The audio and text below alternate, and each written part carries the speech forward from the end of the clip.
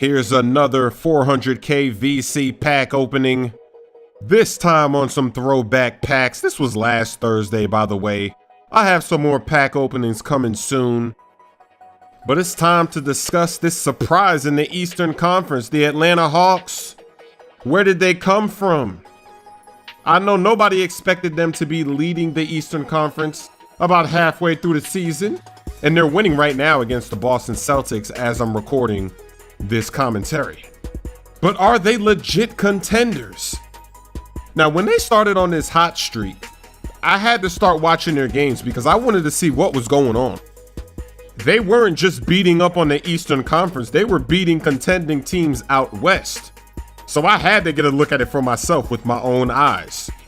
And they got a great system going. They basically built on what they started last season. In the playoffs, if you remember, they took the Indiana Pacers to 7 games. And they didn't have Horford. He was out with injury. But because of Paul Millsap hitting that 3-point jump shot and then, of course, being able to drive, pump fake drive, get some layups, it really caused trouble. And it got the bigs of Indiana out of their rhythm. They couldn't just hang around in the paint. You saw those games. Roy Hibbert had 0 points, 0 rebounds. It's really tough. So this season, building on that, Horford comes back. He's not injured anymore. So now they have this dynamic duo in the paint. And it's really tough to deal with this.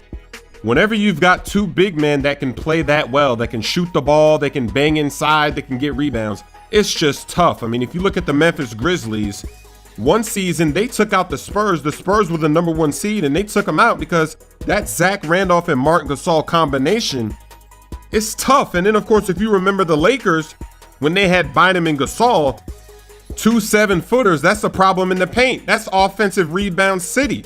So the Hawks, they've got something similar going because both Horford and Paul Millsap are great shooters, and they can also get rebounds and play some defense. So now all of a sudden, almost every team they're playing has no answer for that dual combo. There's only a few teams in the league that are equipped to deal with that kind of matchup, like the Chicago Bulls. They could do it. That's just one example. So pretty much every game or almost every game that they play, they have this advantage down low. Now, that's not the only reason why they've been winning. Another reason is because of Jeff Teague. He's evolved his game. He's really developing. He's kind of like Kyle Lowry. A few seasons ago, Kyle Lowry was just a guy you'd bring in off the bench, and now he's getting MVP considerations because of how well the Raptors are playing and how well he's developed in his clutch play.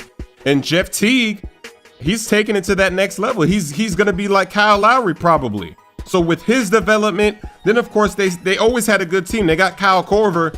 He's one of the best shooters in the game. You can't let him catch and shoot. Sometimes you got to double team the screen game. The spacing is on point. And then of course off the bench, they have players that are willing to play their role like Kent Bazemore, Mike Scott.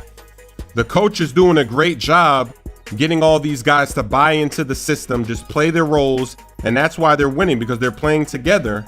But are they championship contenders? Let me know what you think in the comments section about the Atlanta Hawks and their hot start.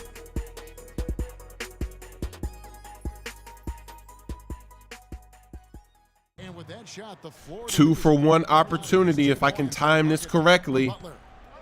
Let's see what I can do.